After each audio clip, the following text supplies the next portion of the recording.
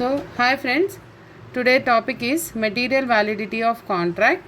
This is the first topic in first unit. So, what is material validity of a contract? So, అసలు contract అంటే ఏంటి, material validity అంటే ఏంటి మనం తెలుసుకుందాం. సో ఒక కాంట్రాక్ట్కి ఉన్న వ్యాలిడిటీ ఎలాంటి ఎలిమెంట్స్తోని అది ఎలివేట్ అవుతుంది, ఎలాంటి ఎలిమెంట్స్ ఉండాలి, సో మనకి ఇలాంటి యాక్ట్స్ మెటీరియల్ వ్యాలిడిటీని ఏ ఎలిమెంట్స్ మనకు ఇంపార్టెన్స్ ఇస్తున్నాయో మనం ఈ వీడియోలో తెలుసుకుందాం. So what is material validity? So it refers to the substance and core ensuring it is legally enforceable. So ఒక కాంట్రాక్ట్ అనేది లీగల్లీ ఎన్ఫోర్సబుల్ ఉండాలి అంటే లీగల్గా వ్యాలిడ్ ఉండాలి అంటే దానికి కావాల్సిన ఎసెన్షియల్ ఎలిమెంట్స్ ఏంటి, సో దాంట్లో ఉన్న మెటీరియల్ వ్యాలిడిటీ ఏంటి అనేది మనం ఇప్పుడు చూద్దాం. సో ఈ legally enforceable by meeting essential elements ఏంటి అంటే like free consent.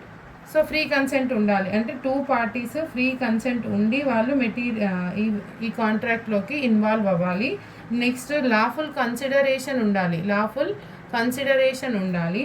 Next capacity ఉండాలి. సో అంటే ఫర్ ఎగ్జాంపుల్ మేజర్స్ అయి ఉన్నారా లేదా, వాళ్ళు కాంట్రాక్ట్లోకి ఎంటర్ అవుతున్నారా లేదా, ఇవన్నీ మనం మెటీరియల్ వ్యాలిడిటీలో చూస్తాం.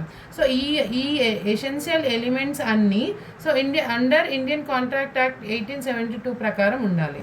సో ఒక కాంట్రాక్ట్ వ్యాలిడ్ అవ్వాలి అంటే what are the essential elements like offer and acceptance ఉండాలి, అంటే ఒకరు ఆఫర్ ఇవ్వాలి, ఇంకొకరు యాక్సెప్ట్ చేయాలి. So first one is offer and acceptance.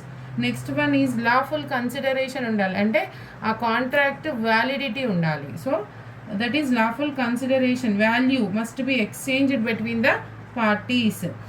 Next capacity of parties, capacity undali parties ki, ante like agreement must be voluntary undali. Next coercion undaddu, free from coercion and undue influence and fraud, misrepresentation ilantivi evi undaddu. So that is free consent.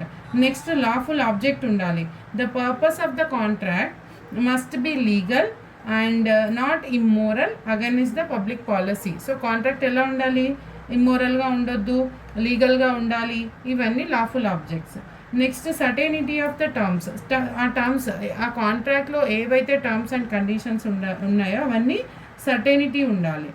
Next possibility of performance. So ఇవన్నీ ఉన్న తర్వాత essential elements అన్నీ ఉన్న తర్వాత అది possibility of performance ఉండాలి, అంటే contract perform అవ్వడానికి రెడీగా ఉండాలి. Possibility of performance, the contract must be capable of being performed.